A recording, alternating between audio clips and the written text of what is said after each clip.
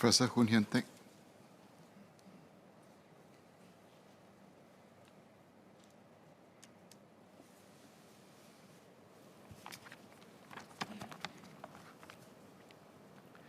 Mr. Speaker, sir, each individual functions within a society, so there is a place for public debate about the laws and institutions which we would want to have in order to regulate life within that society.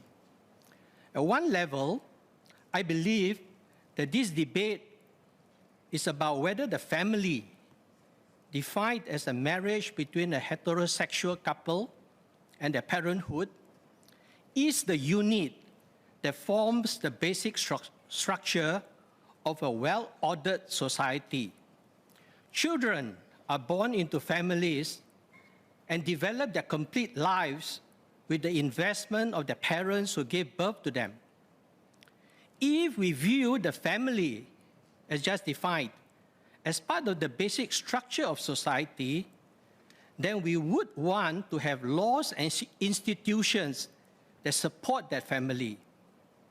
We would want to strengthen this social norm and support the public commitment made by a man and a woman to be married to each other and to raise their children within the safety of their wedding vow.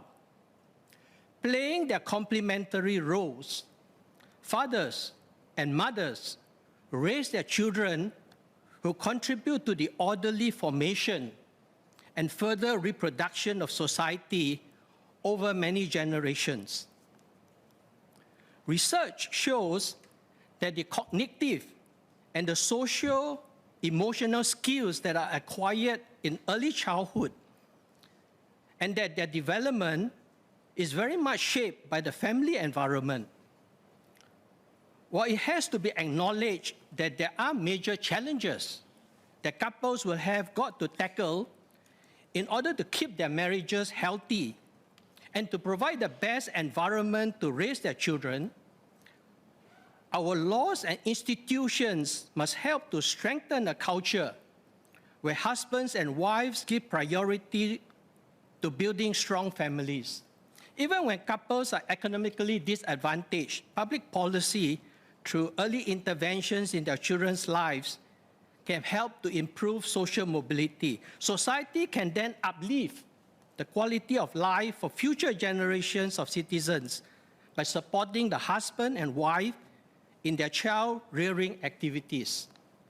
Singapore has made a transition from an economy built around factories that produce standard labor-intensive goods for sale into the world market to one that is more service-oriented and where the fourth industrial revolution will require workers to exercise a wide range of both cognitive and non-cognitive skills. In such an economy, I believe the family remains the bedrock of society, where children learn complementary lessons from their fathers and their mothers so that they develop the skills needed to become well-functioning future workers.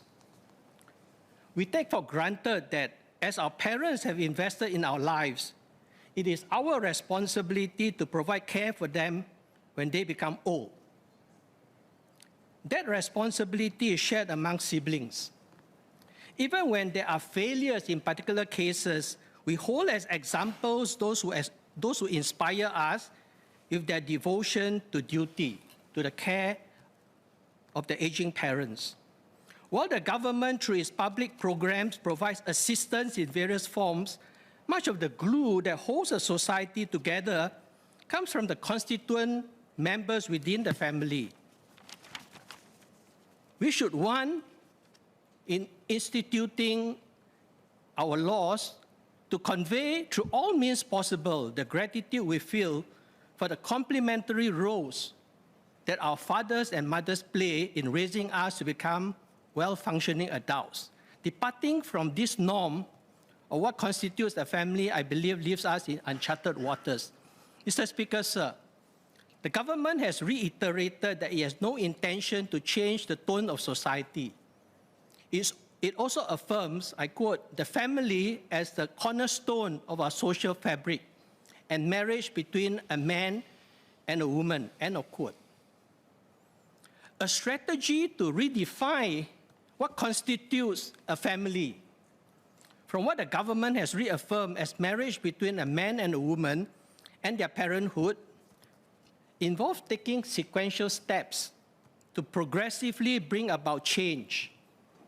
In many historical cases around the world, where the structure of the family has been changed from the norm that the government has reaffirmed, legislative changes have indeed taken place sequentially, beginning with the decriminalization similar to the repeal of the law we are discussing today, to subsequently defining the family in a very different way from the basic structure of the family just mentioned.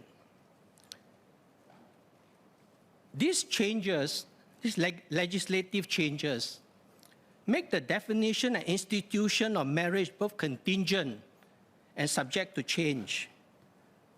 I believe that not repealing the law acts to bolster the achieving of the aims of the government to keep the family formed out of a marriage between a man and a woman as a cornerstone of a social fabric for as long as possible, in the face of the many challenges to such an understanding of the family as the unit that forms the basic structure of society. I believe that keeping the current law serves to provide an important marker to preserve the present structure of the family and its supporting institution. I believe that it is best not to repeal the law. Thank you.